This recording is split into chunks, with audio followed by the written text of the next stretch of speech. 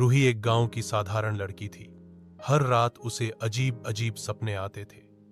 हवाओं में गूंजती आवाजें, काले साए और किसी अनदेखी ताकत का एहसास। एक रात आधी रात को उसने अपने कमरे की खिड़की से देखा कि धुएं के बीच से एक अनोखा जिन्न प्रकट हुआ। उसकी आंखें लाल अंगारों जैसी थीं और शरीर आग व छाया से बना हुआ। जिन्न ने डरावनी आवाज में कहा, रूही, तू मेरी चुनी हुई है, तेरे जरिए मेरी नस्ल आगे बढ़ेगी।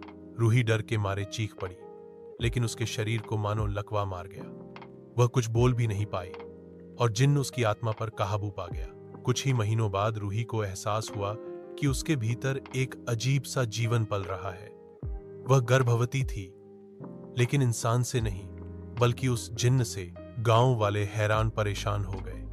कई ने कहा कि यह श्राप है, कई ने कहा कि यह कयामत की निशानी है। रूही के घर पर ओझा, तांत्रिक बुलाए गए। हर कोई कोशिश करता, मगर जिन्न की ताकत इतनी भयानक थी कि कोई उसका मुकाबला न कर सका। आखिरकार गांव के बाहर रहने वाले एक बूढ़े फकीर को बुलाया गया। उसने कहा, यह बच्चा इंसान नहीं होगा। अगर यह जन्मा तो पूरे गांव पर कहर टूटेगा।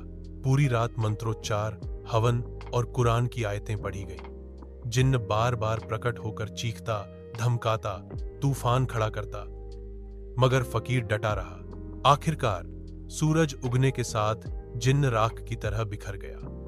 रूही जिंदा बच गई, मगर उसका गर्भ रहस्यमय तरीके से खाली हो चुका था। गांव वाले कहते हैं, आज भी आधी रात को जब हवा तेज चलती है तो रूही के आंगन में बच्चे की रोने की आवाज गूंजती है। शायद वो जिन्न का अधूरा वारिस अब भी इस दुनिया में आने का रास्ता तलाश रहा है।